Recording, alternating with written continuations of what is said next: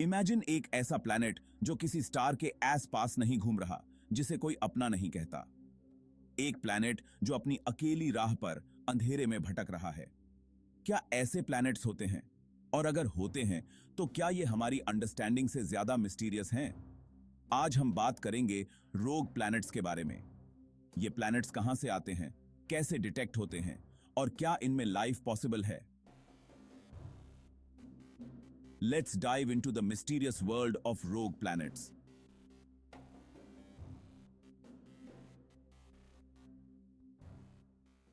दोस्तों, जब हम प्लैनेट्स की बात करते हैं तो हमारे दिमाग में सबसे पहले अपने सोलर सिस्टम के प्लैनेट्स आते हैं।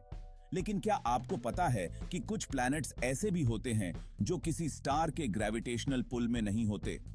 इन्हें हम रोग प्लैनेट्स कहते हैं। ये प्लैनेट्स अपने आप में एक मिस्ट्री हैं। उनका कोई परमानेंट एड्रेस नहीं होता, बस ये अकेला सफर करते रहते हैं। मगर सवाल ये है कि ये रोग प्लैनेट्स बनते कैसे हैं?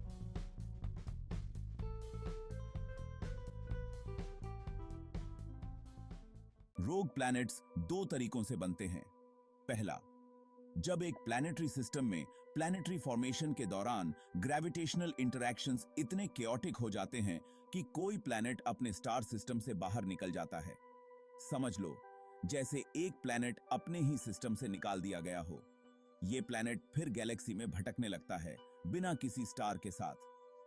दूसरा तरीका इंडिपेंडेंट फॉर्मेशन का होता है। ये प्लैनेट्स इंटरस्टेलर स्पेस में बिल्कुल स्टार्स की तरह कोलैप्सिंग गैस और डस्ट क्लाउड से बनते हैं। लेकिन ये कभी भी किसी स्टार के ग्रेविटेशनल पुल में नहीं आते और अकेले गैलेक्सी में वॉन्डर करते हैं। लेकिन सवाल ये उठता है कि जब ये प्लैनेट्स किसी स्टार के इर्द गिर्द नहीं घूमते तो इन्हें डिटेक्ट कैसे किया जाता है? हमारे पास दो मेजर मेथड्स हैं, ग्रेविटेशनल माइक्रोलेंसिंग और डायरेक्ट इमेजिंग। ग्रेविटेशनल माइक्रोलेंसिंग एक ऐसा टेक्निक है जहां एक रोग प्लैनेट किसी दूर के स्टार के सामने से गुजरता है और उसकी ग्रेविटेशनल फील्ड स्टार की लाइट को बेंड कर देती है। ये एक बहुत ही एक्यूरेट मेथड है रोग प्लैनेट्स को डिटेक्ट करने के लिए। डायरेक्ट इमेजिंग में हम उन रोग प्लैनेट्स को डिटेक्ट करते हैं जो अभी तक अपनी फॉर्मेशन से इतने हॉट होते हैं कि वो इंफ्रारेड रेडिएशन इमिट करते हैं। ये मेथड थोड़ा रेयर है, लेकिन वैल्यूएबल डेटा प्रोवाइड करता है। अब ये सोचने वाली बात है कि इन रोग प्लैनेट्स पर लाइफ पॉसिबल है या नहीं। क्योंकि ये प्लैनेट्स किसी स्टार की लाइट और वार्मथ से दूर होते हैं, इन पर लाइफ का होना मुश्किल लगता है।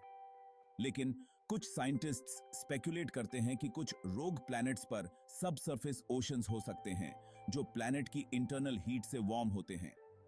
अगर किसी प्लैनेट की एटमॉस्फेयर थिक हो तो वो अपनी हीट रिटेन करके कुछ एक्सट्रीम कंडीशंस में लाइफ को सपोर्ट कर सकती है। सोचो, लाइफ इतने अनएक्सपेक्टेड जगह पर भी हो सकती है। इन रोग प्लैनेट्स का इंपैक्ट सिर्फ उनकी अकेली जर्नी तक सीमित नहीं है। अगर ये किसी स्टार सिस्टम के करीब से गुजरते हैं तो ये वहां के प्लैनेट्स के ऑर्बिट्स को डिसरप्ट कर सकते हैं, शायद उन्हें कोलाइड करवा सकते हैं या उनको भी अपने जैसे रोग बनने पर मजबूर कर सकते हैं। हमारा सोलर सिस्टम भी इस रिस्क से बचा नहीं है।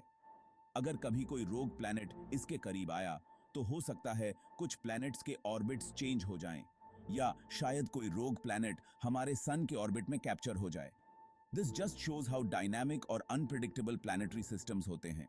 चलिए कुछ रियल लाइफ रोग प्लैनेट्स की बात करते हैं। एक फेमस एग्जांपल है CFB-DSIR J215497.2040308.9, जो डायरेक्ट इमेजिंग के थ्रू डिस्कवर किया गया था।